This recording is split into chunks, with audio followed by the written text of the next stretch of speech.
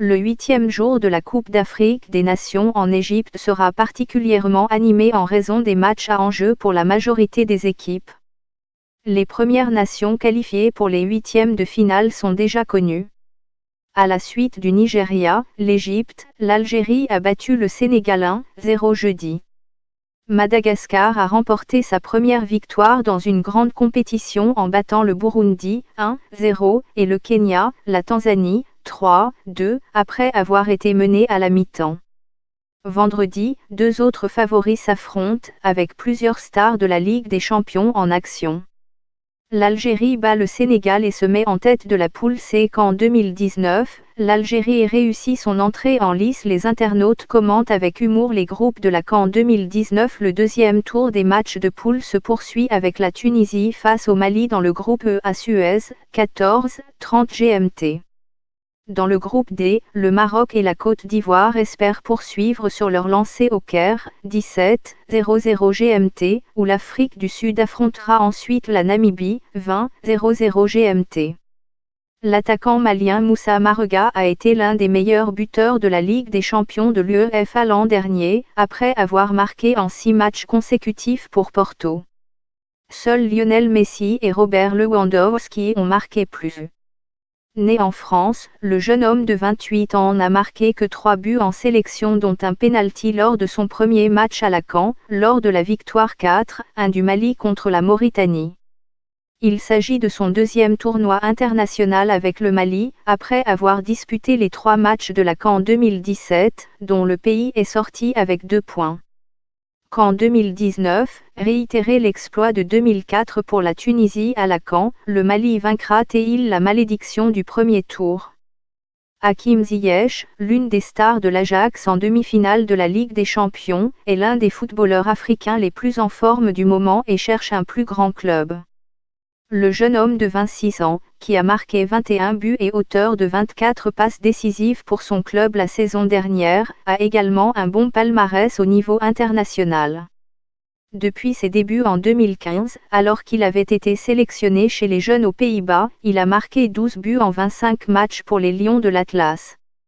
Lors du premier match de poule contre la Namibie, Item Unuakumuin a mal jugé le coup franc de Ziyech pour un but contre son camp à la 89e minute, ce qui lui a valu d'être l'auteur du seul but de la rencontre.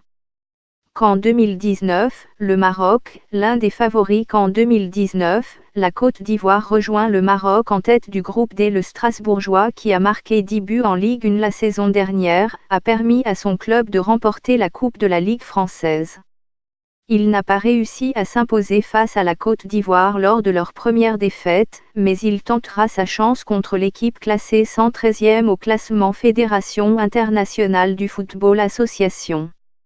Qu'en 2019, Namibie, passé le cap du premier tour. Qu'en 2019, l'Afrique du Sud signe son retour. La Tunisie est à la recherche de sa première victoire dans la compétition.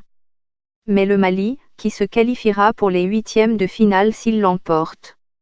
Le Mali a failli être expulsé à la veille du tournoi en raison d'une crise de la fédération malienne, mais le pays a su gérer la crise et a battu la Mauritanie lors de son premier match. Le sélectionneur tunisien Alain Giresse a promis une meilleure performance après un nul 1-1 contre l'Angola.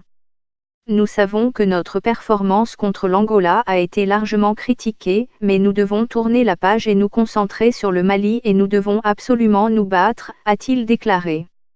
Le Maroc et la Côte d'Ivoire s'affrontent dans le groupe D. Les vainqueurs s'assurent une place en huitième de finale après une victoire 1-0 lors de leurs premiers matchs respectifs. Hervé Renard, le sélectionneur marocain et ancien coach de la Côte d'Ivoire, espère remporter la CAN pour une 3e fois avec une équipe africaine différente après la Zambie en 2012 et la Côte d'Ivoire en 2015. Mais le Français, qui a déjà dirigé Cambridge United, a indiqué qu'il n'est pas l'atout du Maroc. J'ai la chance d'être l'entraîneur d'une équipe du Maroc avec des joueurs de qualité.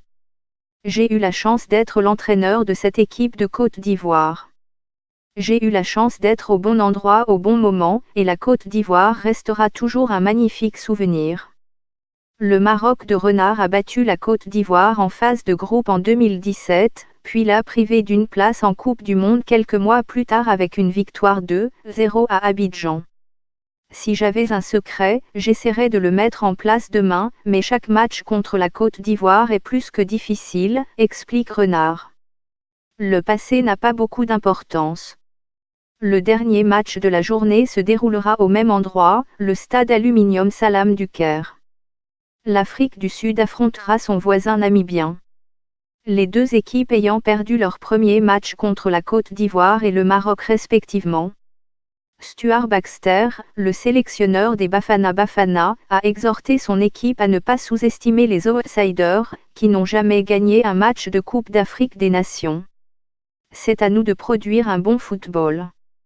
Si nous jouons comme nous sommes capables de le faire, nous pouvons gagner le match, mais je ne vais pas venir ici et manquer de respect à nos adversaires, a déclaré le Britannique.